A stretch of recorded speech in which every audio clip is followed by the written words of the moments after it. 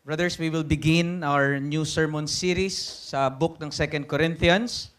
At particularly, ito po ay sa chapters 6 to 7.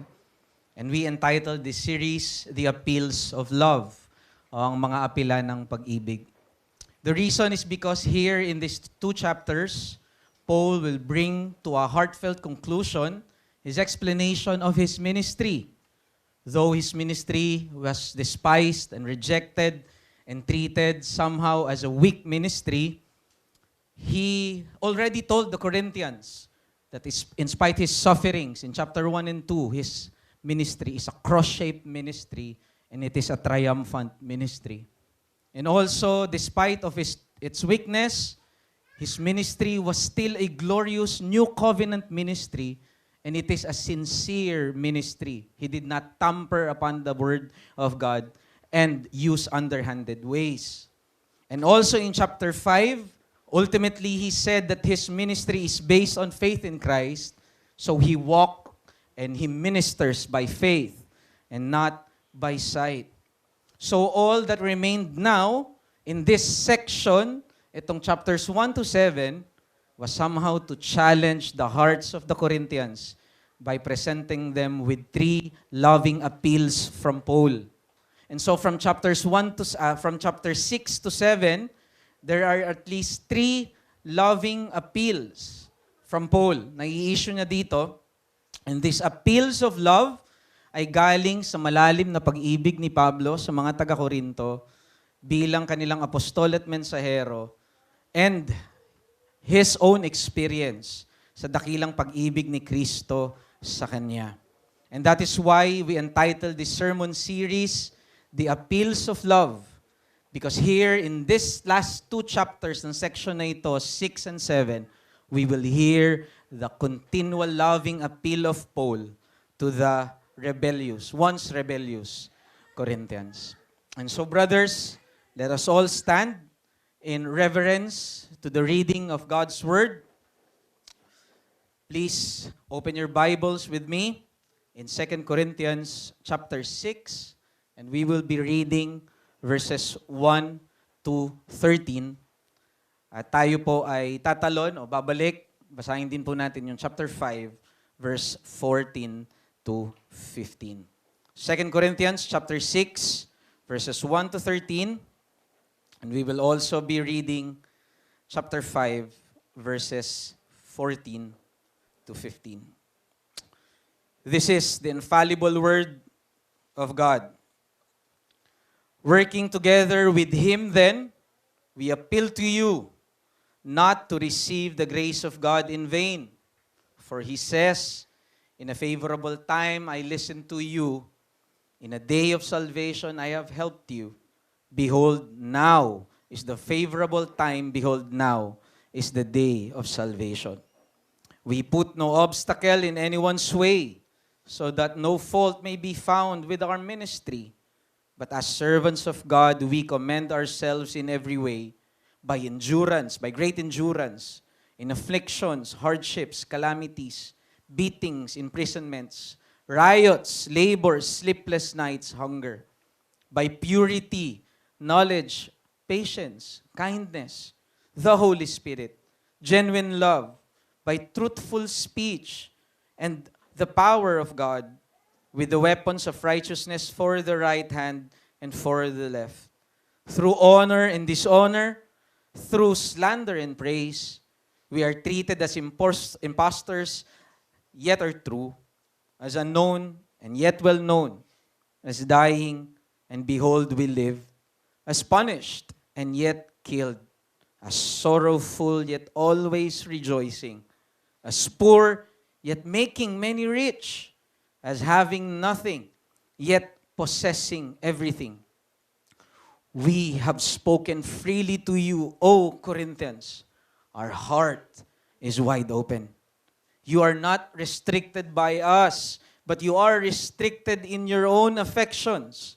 In return, or in exchange, I speak as to children, widen your hearts also. Brothers, let's turn to chapter 5, verse 14 to 15. For the love of Christ controls us, because we have concluded this, that one has died for all, therefore all have died.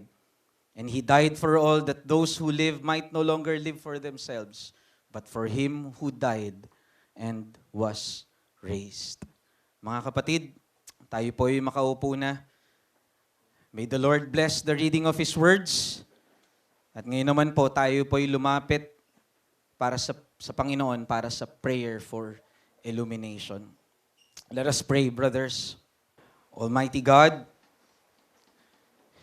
in you are hidden indeed all the treasures of wisdom and knowledge.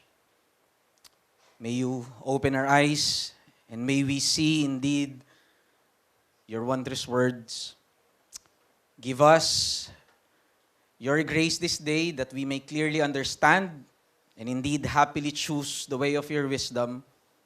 O Lord, open our hearts and minds by the power of your Holy Spirit, that as the scriptures are read and your word is preached, may we hear with joy and humility what you have appointed to declare to us today. O God, may in your light may we see light, and in your truth may we find truth, and in your will may we discover our true peace and lasting joy. O God, Holy Spirit, please illumine our minds as you conquer sinners and comfort saints this morning. Through the name of our Lord Jesus Christ, we pray. Amen.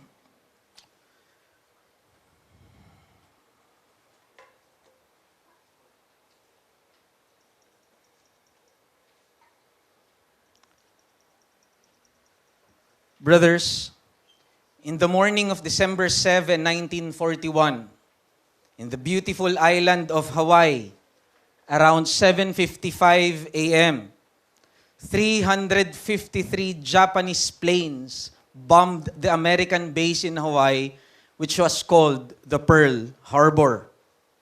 The bombing lasted for 3 hours until 10 in the morning, and around 2,400 soldiers were killed in cold blood. 347 planes were destroyed. 9 battleships were sunk. It was a complete defeat. But according to historians, such tragedy was completely avoidable because the US by that time possessed the most advanced radar technology in their time, and they call it the SCR-270. The SCR-270 was capable of detecting aircraft from well away over 150 miles. That's 240 kilometers. Mula Manila hanggang La Union, ganun kalayo, kayang i-detect yung palapit na mga enemy aircrafts. And that is why almost an hour earlier, before the attack happened, so 7:55 yung attack, pero 7 a.m. pa lang, 2 radar operators already detected a large fleet of aircraft bombers approaching them. But instead of triggering full alert, they assumed that these planes were just Allied aircrafts coming their way, despite no notice from the main base. And that assumption was catastrophic. The lesson: failure to value and appreciate important things that we possess will result in defeat and tragedy. You see, brothers, the problem was not that the US have no resource to know if there are approaching enemies. The problem was that they failed to use it properly. Imagine possessing the most advanced radar system in your time, and yet you fail to appreciate, to use it. Indeed, they received something in vain. Mga kapatid, ganitong trahedya is not only confined in warfare alone. This can also happen to us. Our failure to value and appreciate the grace we possess and received in Christ can also result in great tragedies and loss as well. At ito mismo yung apela ni Apostle Pablo sa mga taga-Korinto, sa binasa natin in 2 Corinthians chapter 6 verse 1, Paul said, "Yamang kami kamanggagawa ng Diyos. Nakikiusap kami sa inyo na huwag ninyong sayangin, huwag ninyong ipasawalang kabuluhan ang biyaya na tinanggap ninyo mula sa Diyos. Do not receive the grace of God in vain." Dito, makikita nating masidhing umapila si Pablo sa mga taga-Korinto na huwag nilang baliwalain ang biyayang tinanggap nila mula sa Diyos. At ang biyayang ito na tinutukoy ni Apostol Pablo ay patungkol sa ebanghelyo ng rekonsilasyon sa pamamagitan ng krus ni Kristo. At ito'y alam natin diniin ni Pablo in the previous text in chapter 5, verse 18 to 20, na kung saan ay God was able not to count our trespasses against us because He placed that trespasses in Christ so that we might be forgiven, so that we might be treated as righteous before God, and we might have reconciliation to Him.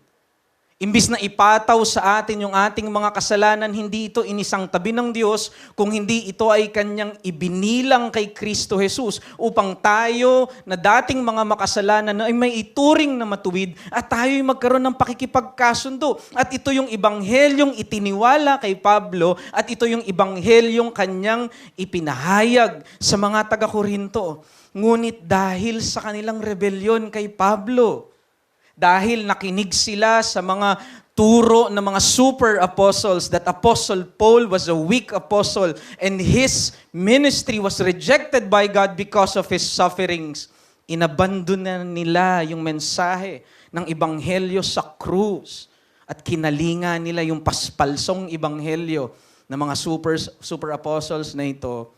At dahil sa rejection nila kay Pablo bilang opisyal na mensahero, kanila ring ni-reject at tinatanggihan ng mensahe ni Pablo. Sapagkat ang pagtanggi sa mensahero ay pagtanggi sa kanyang mensahe. Rejection of the official messenger is rejection also of his message. As for the case of Paul, dahil siya ay apostol ni Kristo Jesus. And so, what is at stake for the Corinthians is this will cost them the very gospel itself. They will receive the grace of God in vain. Ngunit salamat na lang dahil kinilusan sila ng Diyos tungo sa pagsisisi at majority sa mga taga-Korinto ay nakipagkasundo kay Apostol Pablo, sila'y nagsisi sa harap ng Diyos at sila'y nanumbalik kay Kristo Jesus. Kaya ito ngayon, ang konteksto at layunin ng sulat ng 2 Corinthians, ito'y nasulat sa gitna ng pagsisisi ng mga taga-Korinto. Matapos ang isang painful visit, you remember, na kung saan nakaranas si Pablo ng rejection at pag-despise ng mga apostles and he suffered retreat, he suffered shame instead of exercising discipline in a premature way. Pero pagkatapos ng retreat niya na yon, he wrote a painful and a tearful letter na dinala ni Titus that was not extant, no longer extant ngayon.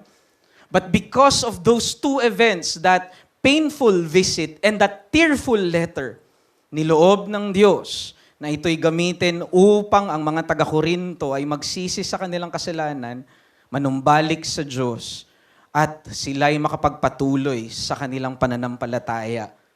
And so, itong parehong unrepentant minority at itong repentant majority, yung sinusulatan ni Apostle Paul tungo sa lubos na pakikipagkasundo. Dahil kung hindi nila gagawin ito, sasayangin nila ang biyaya ng Diyos. If they remain unreconciled to Paul and to his gospel. And in these two chapters, this last two chapters sa section na ito, chapter 6 to 7, kasi yung section is chapters 1 to 7, itong chapter 6 to 7, Paul will issue a series of appeals.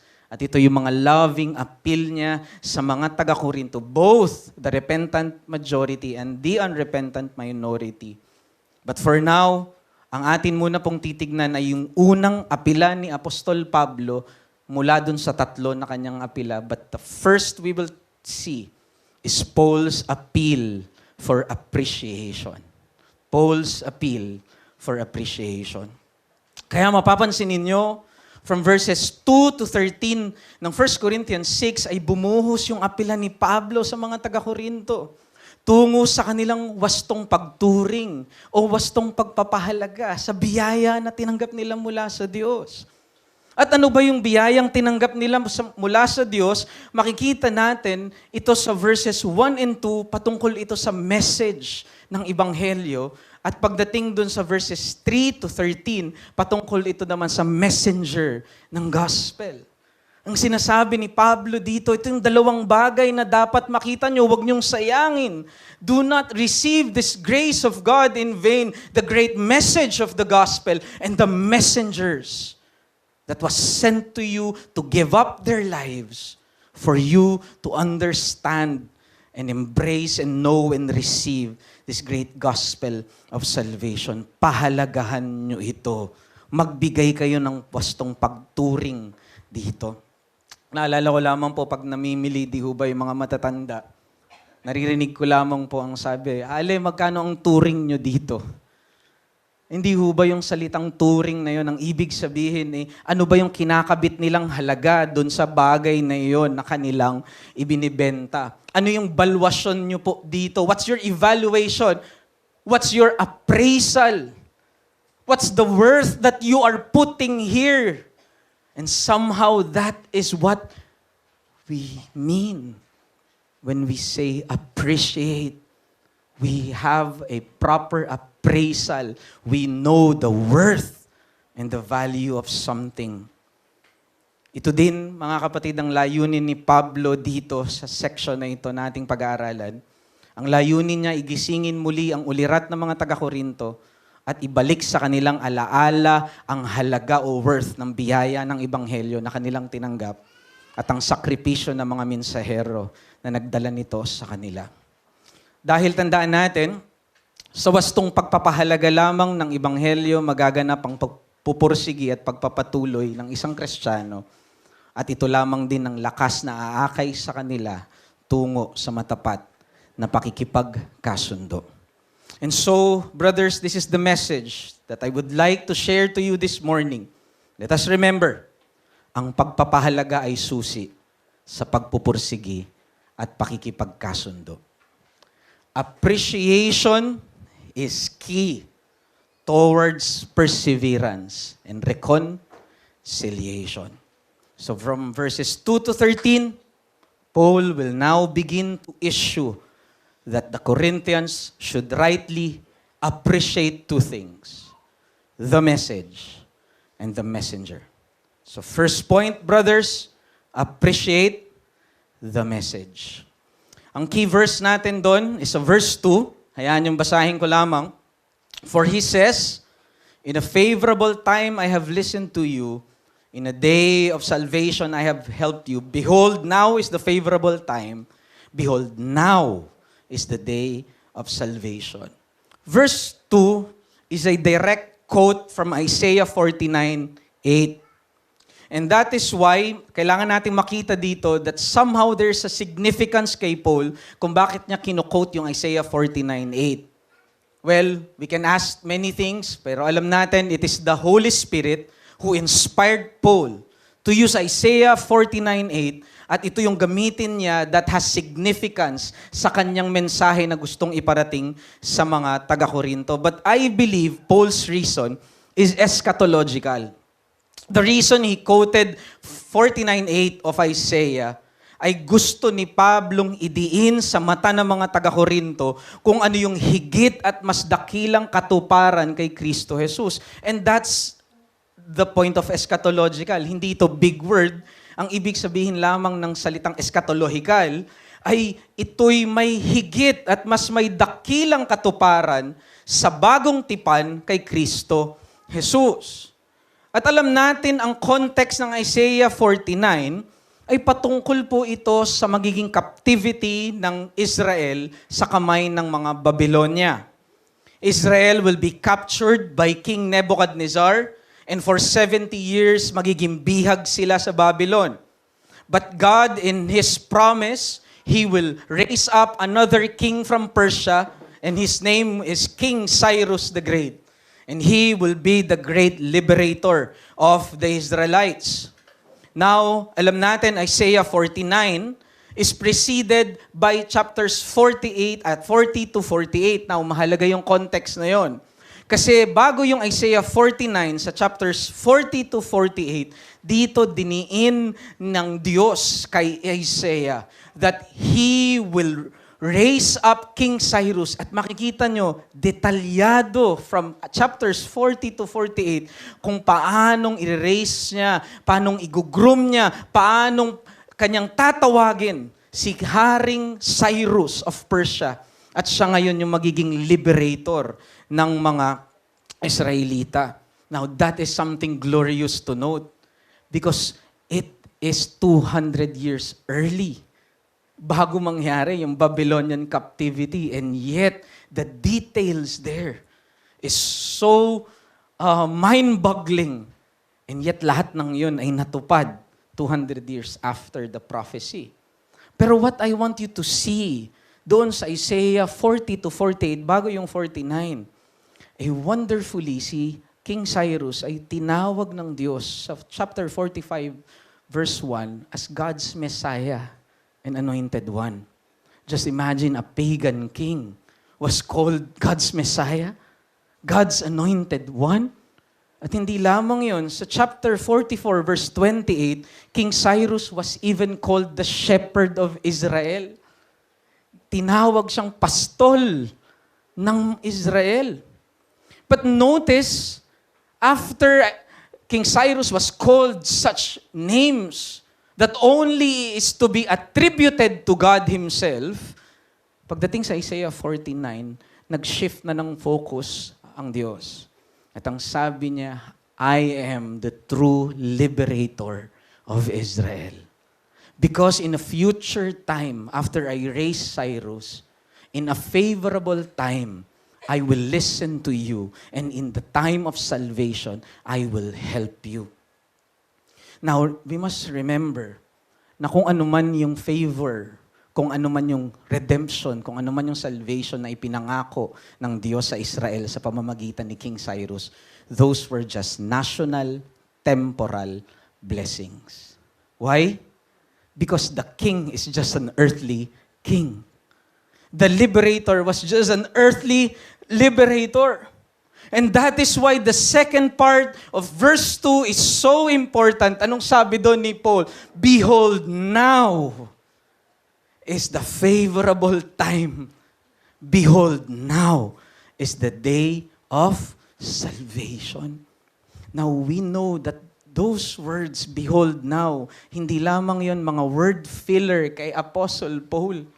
Because that word behold is always used by the biblical writers to get the attention of their readers and say to them that there is something significant here, and that word now is not just some word filler because it's an eschatological now.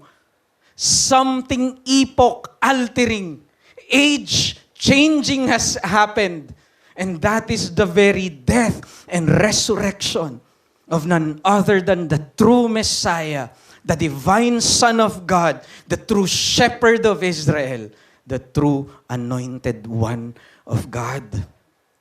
Because at the end of the day, Christ was no earthly king. At the end of the day, Christ is the King of the cosmic realm. He is God-man, therefore His blessings are also eternal and heavenly. So with Christ, the eschatological King, Paul is saying that a far greater liberty is to be received. The liberty of consciences. In Christ, the true shepherd, a greater freedom is to be had. The freedom from slavery of sin and its punishment. In the true Messiah, Jesus Christ, a greater victory is to be received and possessed. The victory over the tyranny of death and condemnation. Kaya tunay nga na pinapakita lamang ni Pablo na gaano man kadakila ang pabor na binuhos ng Diyos sa panahon ni Prophet Isaiah kay King Cyrus. Ang mga ito, kumpara sa biyayang tinanggap ng mga taga-Korinto sa pamamagitan ng mensahe ni Pablo, ay tila mga anino at tipo lamang ng higit na dakilang pabor na ibinigay ng Diyos sa mga taga-Korinto kay Kristo Jesus.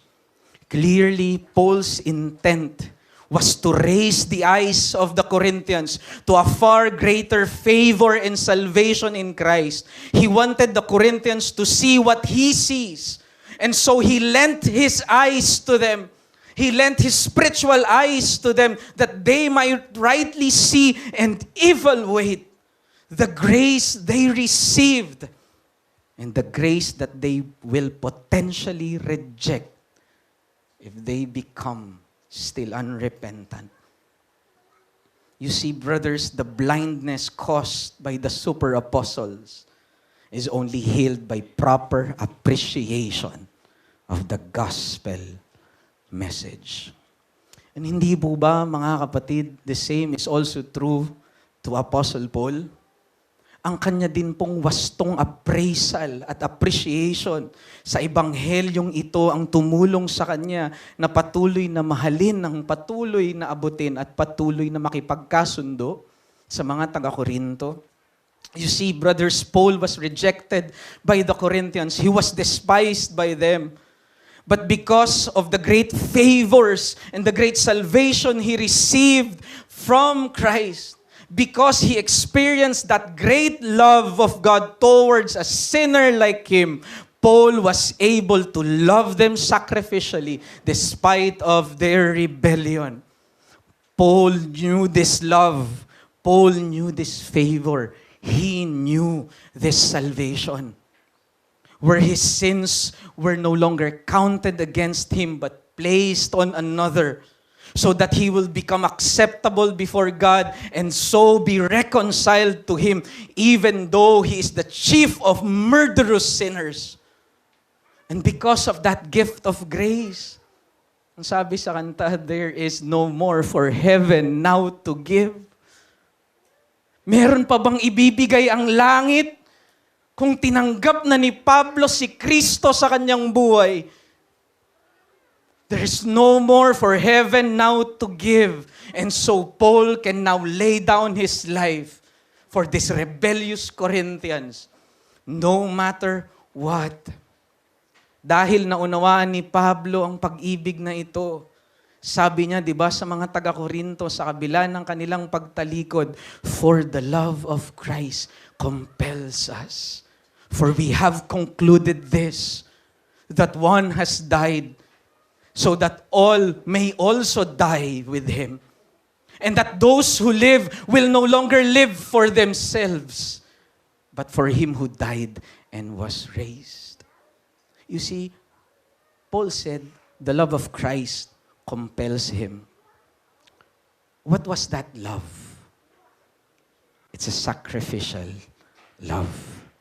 And that is why Paul concluded, so that those who live that received such love should no longer live for themselves, but for Him who died and was raised. Alam niyo yung verse 13 doon?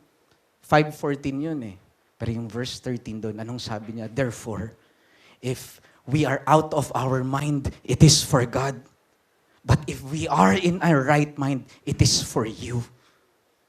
There was no place for self-love, because the love that compelled Paul was a self-giving, sacrificial love para sa mga taga-Korinto. And so I believe the principle, the biblical principle that we can glean from here, brothers, when the gospel message is rightly appraised, this empowers toward sacrificial love and reconciliation.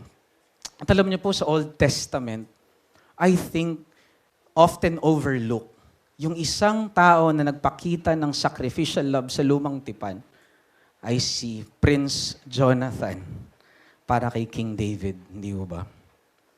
You see, Jonathan was the rightful heir to Israel's throne because by blood, he was King Saul's firstborn. But because God has anointed David over him, Jonathan sacrificially declined yung right niya at yung claim niya sa throne na yun. Instead of being David's rival, amazingly, Jonathan became David's best friend. In 1 Samuel 18, makikita nyo, pagkatapos matalo ni Jonathan si Goliath, matapos matalo ni David, no? Bago na yung kwento, no? Binago na. Matapos matalo ni David si Goliath noong time na yon, Jonathan immediately recognized, this is the anointed one of God. And so what he did in 1 Samuel, he offered David his bow, his armor, his robe, his belt, and his sword as a symbolic act of honoring David above himself. And hindi lamang yon, it's not only in symbols, because in 1 Samuel 19 to 20, 2 beses, ay inalay ni Jonathan yung kanyang buhay upang iligtas si King David sa kamay ng kanyang sariling ama despite of incurring for himself the very threat to David's life. Dahil hari yun pero pwede maaaring siya ang pagbuntunan ng galit. In fact, sabi doon is he was almost killed by his father. Pero pagdating sa 1 Samuel 23, when David was so discouraged, when David received constant threats sa buhay niya, David retreated in the wilderness of Ziph. At doon sa wilderness na yon, doon po siya somehow muntik na ma-discourage. But despite of that, Jonathan went to David in the wilderness of Ziph for his own, in his own demise.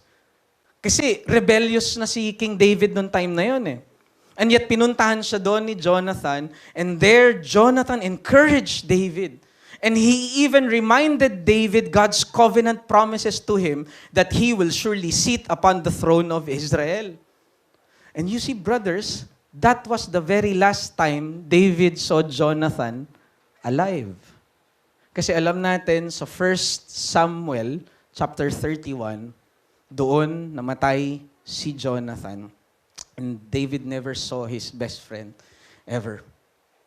And in 2 Samuel chapter 1, kasi ang dulo ng 1 Samuel is chapter 31, di ba?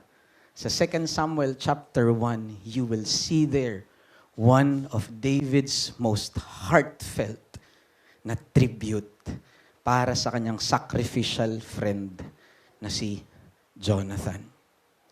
But brothers, let me just say to you, someone greater than Prince Jonathan has loved you. He visited you in the wilderness of your sin, and He laid down not just His robe, His sword, and His armor for you, but His own very life in the glories of heaven, so that you might live and experience the grace of God. Such is the love of Christ that should compel us also to likewise serve our brothers and love them. Because at the end of the day, yung story ni David at ni Jonathan ay hindi patungkol sa pagiging best friend, ito'y patungkol sa Ebanghelyo. At ang Ebanghelyo ay nanghihingi. Ang Ebanghelyo ay nagde-demand that it should be relived and retold in every Christian relationships. You see, brothers, the gospel demands that it should be retold in every relationships that we have towards one another. And so I believe ito yung kasalanan na dapat nating patayin. Instead na maging sacrificial yung pag-ibig natin, nagiging selective yung pagmamahal natin sa isa't isa. I'm not talking about partiality, but I'm talking of a selective love that only loves when things are comfortable and when things are convenient.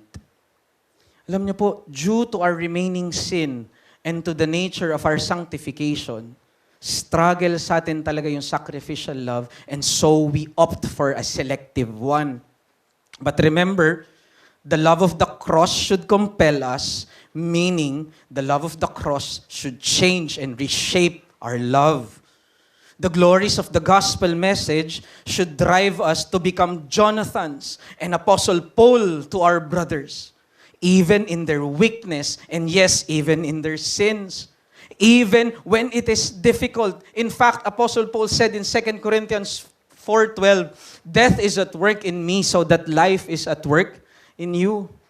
And kung minsan, kung mafe-feel natin yung weight na yon, kung bakit nasabi ni Paul, kamatayan yung kumikilos sa akin, kasi sobrang stress siguro ni Pablo sa mga taga-Korinto.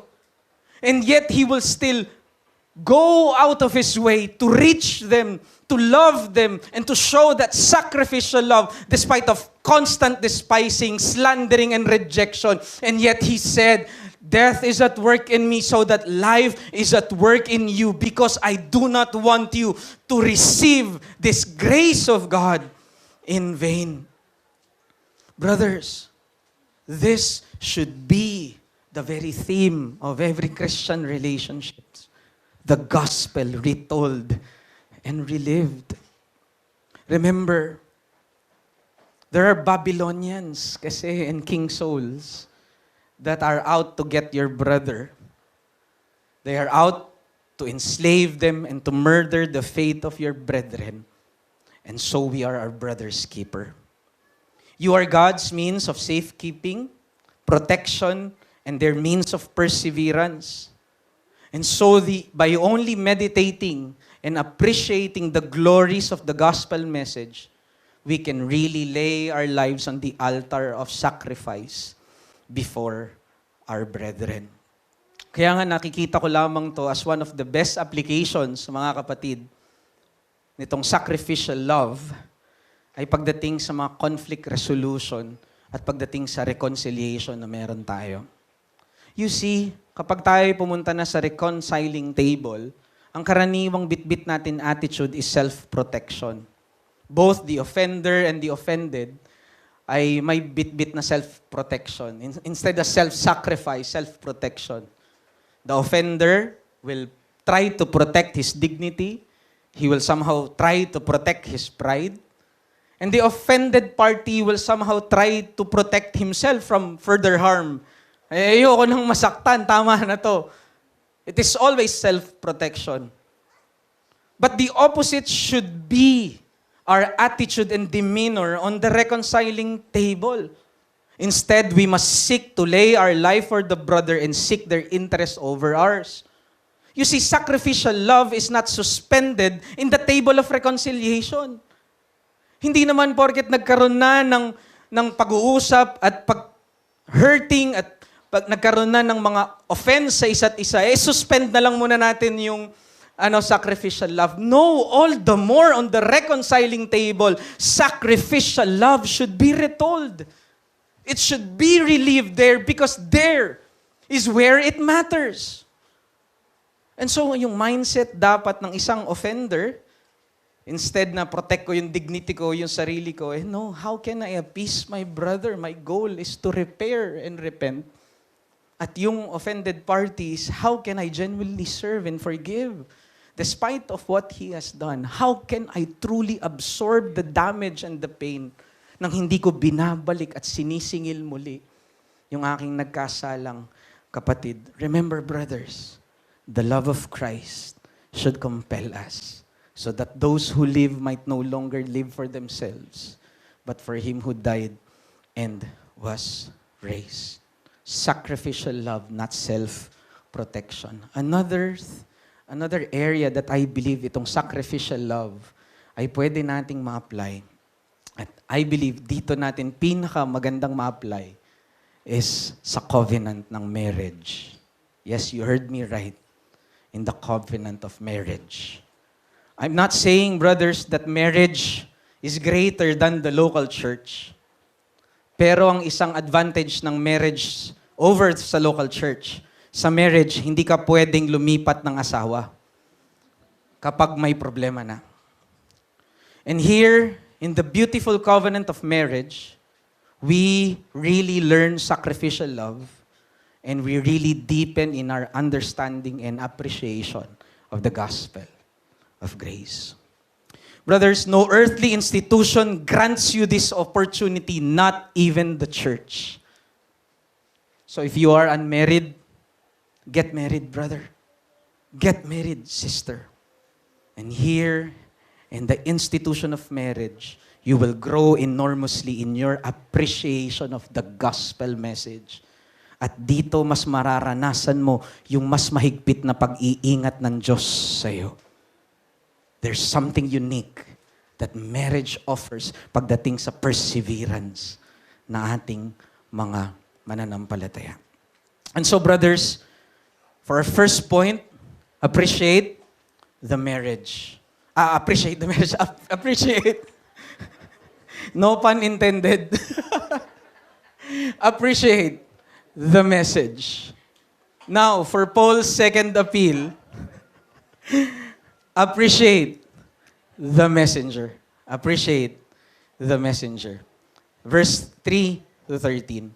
Kaya nga matapos itaas ni Pablo ang paningin ng mga taga-Korinto sa halaga at luwalhati na mensahe ng Ebanghelyo, kanya namang ibinaling yung kanilang mga mata sa masakripisyo at tapat na mensahero na nagdala sa kanila ng Ebanghelyo.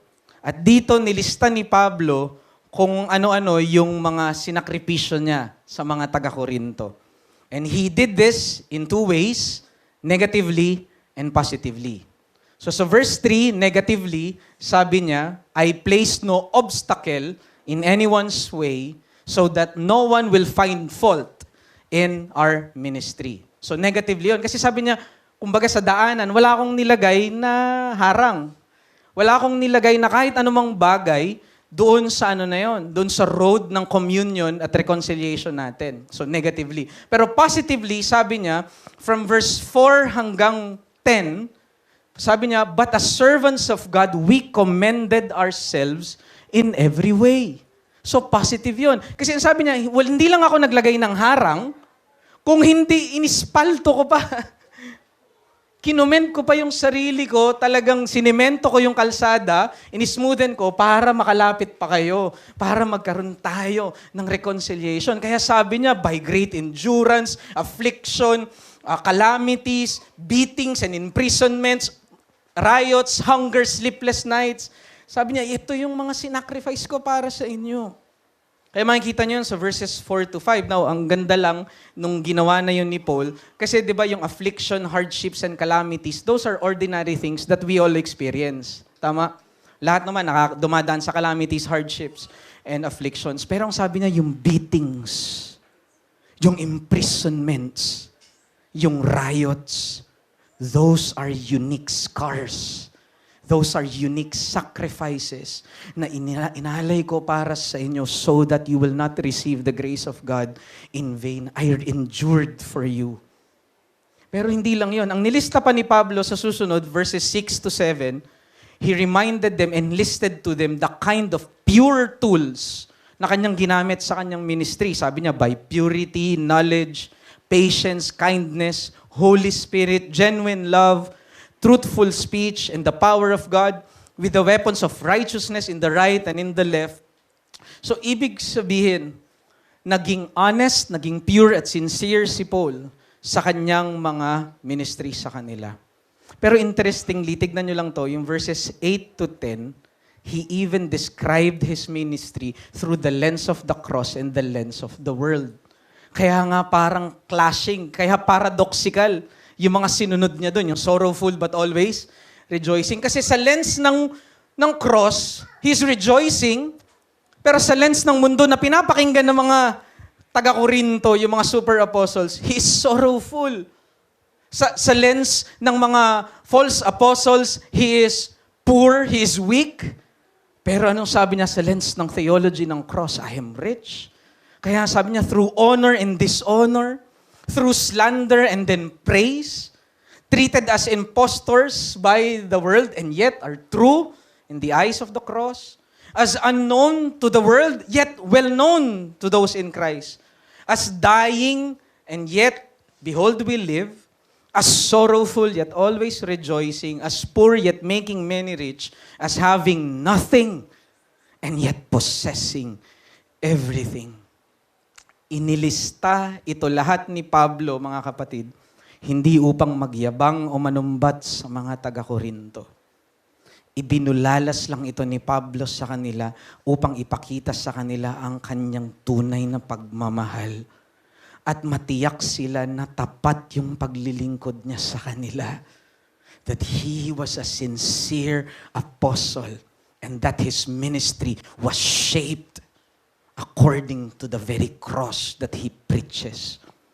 Kaya nga pagdating sa verse 11 to 13, dito tinuntun ni Pablo kung ano yung pinakalayunin niya, bakit niya nilista yung mga sakripisyo at paglilingkod niya sa kanila. Dahil nais ni Pablo na sa pamamagitan ng kanilang appreciation sa kanyang mga sakripisyo at ministeryo, ay buksan nilang muli yung puso nila ng buong buo kay Pablo at hindi nila ipagdamot sa kanya yung kanilang affection at pagmamahal. Dahil nakalulungkot man, tila ay naging makitid yung puso ng mga taga-Korinto para kay Apostle Paul. And she said in verse 11 to 13, "O Corinthians, we have spoken freely to you. Our hearts is wide open. And yet, you are not restricted by us. You are restricted by your own affections. And so, in exchange, I speak to us children, widen your hearts also." You see, brothers, have you ever issued an invitation and prepared a very special meal na niluto mo with desserts on the side? And excited ka kasi sobrang sarap ng meal na yon at yung inimbita mo, pinadalan mo, minessage mo and everything, and yet they never came. They were never there. The apostle has done the same to the Corinthians. His heart is wide open. The invitation for reconciliation was there. And yet they were restricted in their affection. Paul made every effort, both negative and positive, and yet they have no room for their apostle in their hearts. Kung matututunan lamang siguro ng mga taga-Korinto na tunay na pahalagahan ng kanilang mensahero, ang kanyang tapat na pamumuhay, yung mabubuting gawa, at masakripisyong paglilingkod para sa kanila, ang mga puso sigurong minsang nagsara, naging makitid, at naging malamig sa pagmamahal, ito ay muling magbubukas at lalawak, kaya't maibabalik ang matamis nilang pakikisama at nasirang ugnayan sa isa't isa. You see, brothers, minsan hindi natin kasi nakikita yung halaga ng Christian relationship towards perseverance. Minsan hindi natin nakikita yung mahalagang connection ng ating mga ugnayan sa ating Kristiyanong pagpapatuloy. Ngunit dapat nating maunawaan na inordina ng Diyos na ang ating mga Kristiyanong ugnayan ang maging pamamaraan tungo sa ating pagpupursigi. At ito ay makikita nating totoo para sa mga taga-Korinto. And that is why Paul was so adamant, please, do not receive the grace of God in vain. Be reconciled, or otherwise, you will abandon the very gospel that will save you. Ang pagbubukas muli ng puso ng mga taga-Korinto kay Apostol Pablo, ang tulay na magbabalik sa kanila sa kanilang pananampalataya. Brothers, for us to appreciate relationships and how important Christian relationships are sa ating perseverance, let me give you an example. Sa buhay po natin, maraming masasaya at malulungkot na bagay ang naging masaya at naging malungkot dahil sa ating mga relationships, right? Just imagine, a new work, natanggap mo, very promising na sahod, wow, ganda. Maganda yung lugar, mabilis yung access, and yet pagdating mo doon, you had a horrible boss. And you had a horrible workmates. Just imagine, because of that relationship na dapat maganda yon, and yet, it was a tragic one. The opposite is also true, hindi ho ba? Kapag tayo ay kahit minsan may hindi magandang trabaho, kahit minsan tama lang, hindi ganun kaganda yung sahod, and yet yung boss, yung mga katrabaho, yung relationship na meron tayo doon is very good. And so we are happy.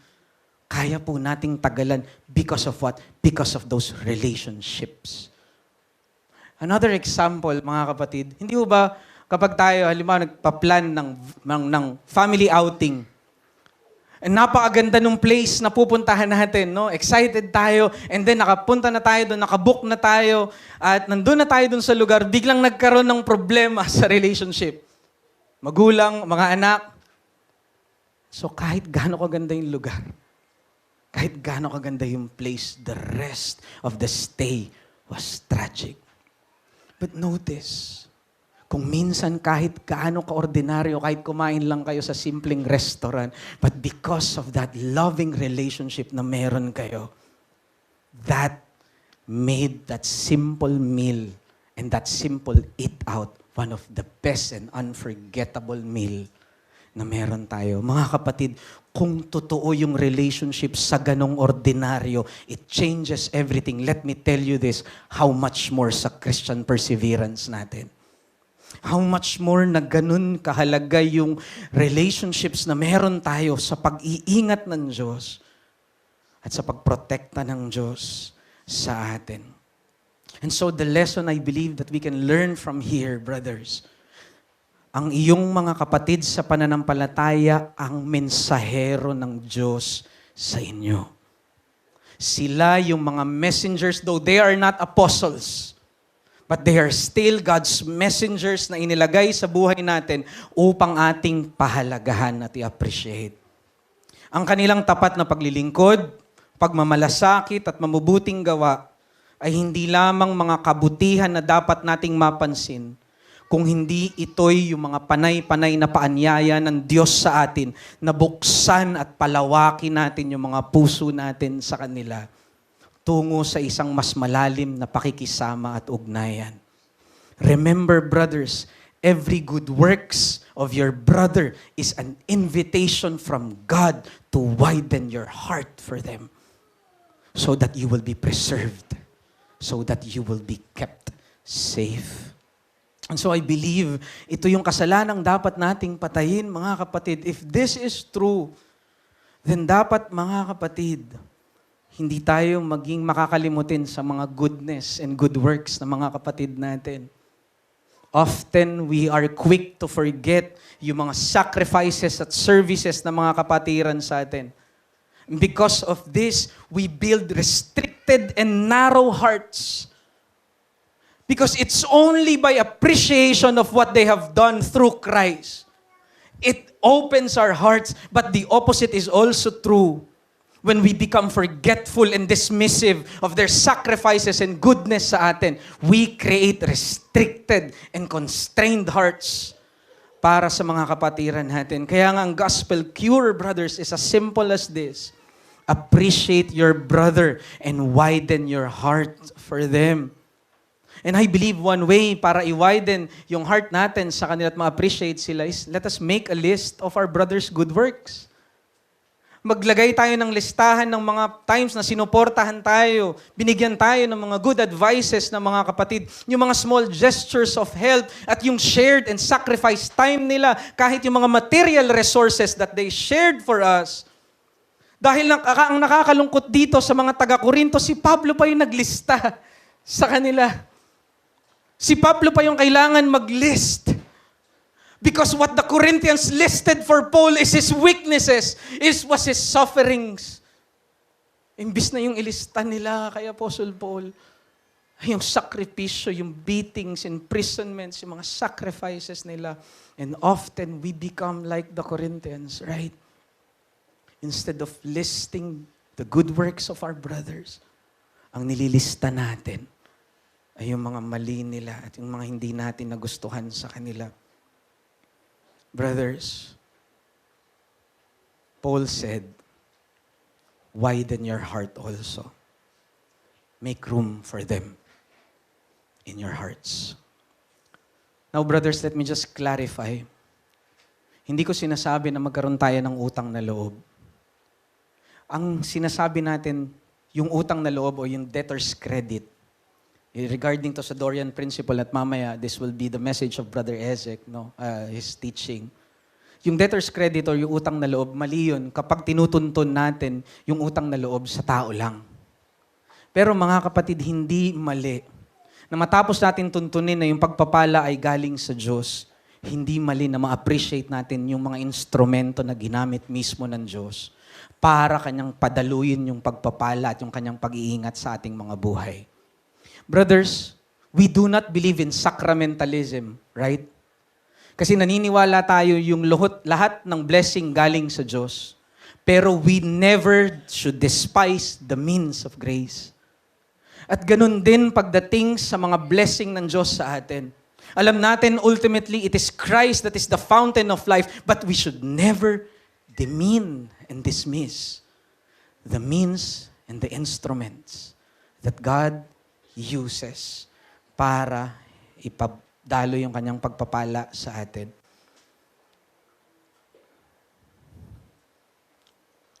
There is a saying, if you want to find gratitude, look in the dictionary. Sana hindi ganon. Sa Reformed Baptist Church of Malabon.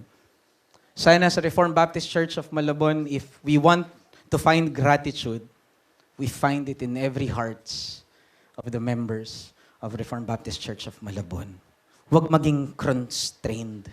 Huwag maging narrow yung puso natin sa isa't isa. Naalala ko lang pag sinabi natin yung restricted, di ba? Parang mga schedule natin.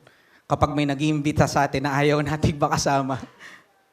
Available ka ba next week? Ay, teka lang, may schedule ako. Restricted yan. Paano yung next month? Ay, nako, mayroon palang plan sa family. Paano yung next year? Nako, lalo yung next year. Wala talaga kaming panahon. That is the definition of being restricted and narrow. You have no room. Parang kotse namin para sa aming family, no? Wala na kaming pwedeng pasakayin. Pero ganun yung problema sa atin, di ba? I'm not saying this para sa bagong kotse, no. Hindi ko po inaano po yun, no. Just want to be very clear doon, no. But, yun lang yung ibig sabihin ko doon. Na somehow, baka maging ganun tayo sa isa't isa. Wala na kayong puwang, pasensya na. Baka mat ang laki-laki. Ang dami pang pwedeng makasakay, but our hearts is narrow, restricted. Make room for your brother sa iyong puso. And I believe quick applications lamang, dalawa. Mabilis na lamang po ito. I believe open hearts creates open houses also. And so naniniwala po ako kung bukas yung puso natin, yung mga bahay din natin, dapat bukas sa isa't isa. And napakaganda po na maging practice din natin to sa Reformed Baptist Church of Malabon. If those who has capacity to open their houses, alam ko po medyo pricey yon, pero pwede naman magambag-ambagan. Because if our hearts are open, our houses are also open. I remember Kuya Luis. Si Kuya Luis, I think, one of the members of RBCM that is new. And yet, the first thing na kanyang inoffer sa atin ay hindi lang yung kanyang babaang bahay, hanggang sa rooftop. Pinapasok niya tayo doon. Kasi alam nyo, yung nagaganap doon sa mga open hearts and open houses, nakukultivate yung deeper love and deeper affection at nakukultivate doon yung mas malalim na pag-iibigan at pag-iingat natin sa isa't isa. And I believe that's another application that we can learn from here when we have open hearts. Yung mga informal fellowship natin ay papahalagahan natin, not just the formal ones. Because in Christ, remember, there is no meaningless Christian interaction. In Christ, there is no meaningless Christian conversation. Every fellowship counts for eternity. Every ordinary, informal fellowship counts for eternity. Sabi ni John Piper, and I quote, "We are either weakening our people's affection for God or strengthening them. Every fellowship and every conversation is a means for final salvation and perseverance. Brothers, there are no meaningless moments." And so, ang challenge lang in conclusion sa atin, mga kapatid, and I will end in this. When we properly appreciate the message of the gospel, we are able to love sacrificially, right? And at the same time, when we are able to appreciate the messenger, we can respond appropriately or properly sa kanilang mga pagmamahal at sakripisyo. At itong dalawang ito, yung loving sacrificially as we appreciate the message, at itong responding appropriately as we appreciate yung kanilang mga sacrifices, this is very important in Christian relationships. At dahil napag-aralan natin that it is through Christian relationships that God ordained that this become one of the means of our perseverance, sanctification, and safekeeping, mahalaga na patuloy nating ginaganap ito sa ating iglesia. Let us love sacrificially and let us respond appropriately. But where will we locate the strength to love sacrificially and respond appropriately? Sa atin bang mga sarili? Sa atin bang mga sariling lakas? No. We will go back to none other than the gospel itself. To love sacrificially, appreciate the message of the gospel. To respond appropriately, appreciate the messenger and the sacrifices your brother extended to you. And so, brothers, this is my appeal as your elder. Receive the grace of God. May you not receive the grace of God in vain. Huwag mong sayangin itong mga biyaya ng Diyos na iyong tinanggap. Widen your hearts also. Let us pray, brothers. O aming Panginoon, aming Diyos na mahabagin at mapagmahal, ang rurok ng iyong pag-ibig ay tunay na hindi namin kayang tuntunin. Ngunit salamat na lamang na kahit sa paanan ng bundok na ito, kami ay sobra ng nilulunod mo at sobrang nakakaranas ng iyong dakilang pag-ibig. And we cannot imagine if we will be able to trek the heights of your love and grace, because even in the very feet of that glorious mountain, we are already joyful and satisfied. But Lord, nawa po, as we continually appreciate the message and the people na pinadala mo sa aming mga buhay, ay unti-unti maakyat namin yung bundok na iyon ng iyong kalwalhatian. At dito, Panginoon, mas ma-appreciate namin yung ginawa ng aming Panginoong Yesus na hindi kayang pantayan ni gayahin ng mundong ito. At ito nawa, Panginoon, ang siyang mag-drive sa amin. May this become the driving force that we should always go back to the gospel and that we should always lay our lives sacrificially for your church. Ang lahat ng ito, Panginoon, ay sa iyo lamang namin hiningi at tinataas sa pangalan ni Kristo Jesus. Amen.